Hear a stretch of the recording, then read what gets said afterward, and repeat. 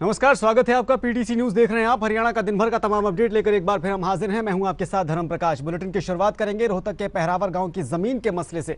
इस मुद्दे को लेकर लगातार सियासत का दौर जारी है, बयानबाजी का दौर जारी है और इसी मसले को लेकर आज चंडीगढ़ में एक अहम बैठक भी हुई है। मंत्री मूलचंद शर्मा की अगुवाई में यह बैठक हुई है, जिसमें गौड़ ब्राह्मण संस्था के पदाधिकारियों ने भी हिस्सा लिया है। साथ ही मंत्री कमल गुप्ता भी इस बैठक के दौरान मौजूद रहे। इस बैठक के बाद मंत्री मूलचंद शर्मा ने इस पूरे मामले को लेकर बयान भी दिया है। मंत्री मूलचंद शर्मा ने कहा है कि गौड़ ब्राह्मण संस्था को दी गई जमीन लंबे वक्त से विवादों में रही है और इसे लेकर उन्होंने मंत्री कमल गुप्ता के साथ भी बैठक की है।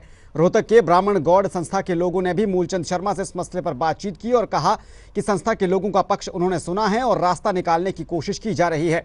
मंत्री मूलचंद शर्मा ने कहा कि सीएम के सामने इस पूरे मामले को रखा जाएगा और मुख्यमंत्री के साथ बैठकर इस मामले को लेकर रास्ता निकाला जाएगा।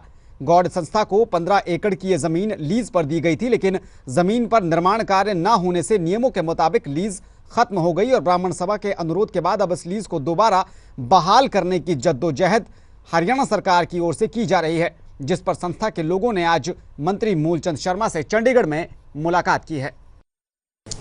जो पहरावर गांव जो रोहतक में है, गौड़ संस्था को जमीन दी है 15 एकड़ और विवादों में वो लंबे समय से चली आ रही थी।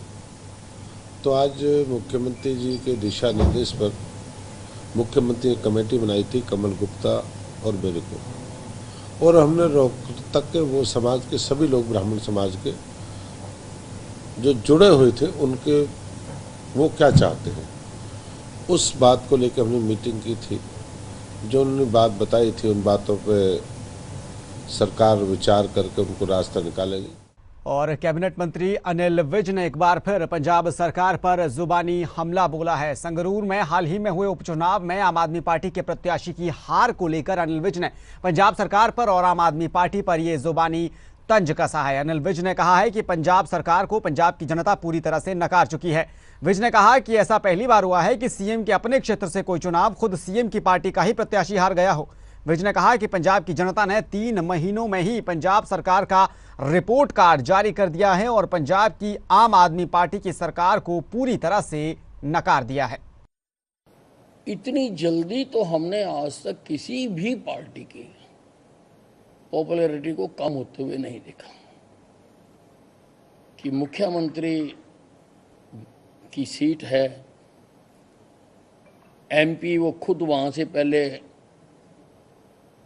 कई बार जीत चुके हैं और अब पूरी तरह से पंजाब की जनता ने आप पार्टी को रिजेक्ट कर दिया वहां से। तो इतना तो कभी किसी पार्टी का देखा नहीं। 8 जुलाई को चरखी दादरी में होने वाली सीएम मनोहर लाल की प्रगति रैली का फोगाट खाप ने बहिष्कार करने का फैसला किया है। फोगाट खाप के प्रधान बलवंत नंबरदार की अगुवाई में आज एक पंचायत यहां पर आयोजित की गई थी, जिसमें खाप के तहत आने वाले सभी 21 गांवों के प्रतिनिधियों ने हिस्सा लिया। करीब 2 घंटे तक चली इस पंचायत में यह फैसला लिया गया कि 8 जुलाई को दादरी में होने वाली सीएम की प्रगति रैली में कोई भी ग्रामीण नहीं पहुंचेगा। रैली के दिन सभी ग्रामीण अग्निपथ योजना के विरोध में चल रहे अनिश्चितकालीन धरने पर पहुंचेंगे। खाप प्रधान ने कहा कि फोगाट खाप ने किसानों और युवाओं पर हो रहे अत्याचार के विरोध में सीएम की इस रैली का बहिष्कार करने का फैसला लिया है। जो मुख्यमंत्री की 8 तारीख की रैली है, इस रैली का बहिष्कार करती है। इस रैली के अंदर पूरी खाप के अंदर से कोई भी आदमी ना जाए और ना इस रैली का कोई सहयोग करे। तो एक तरफ जहां देश भर में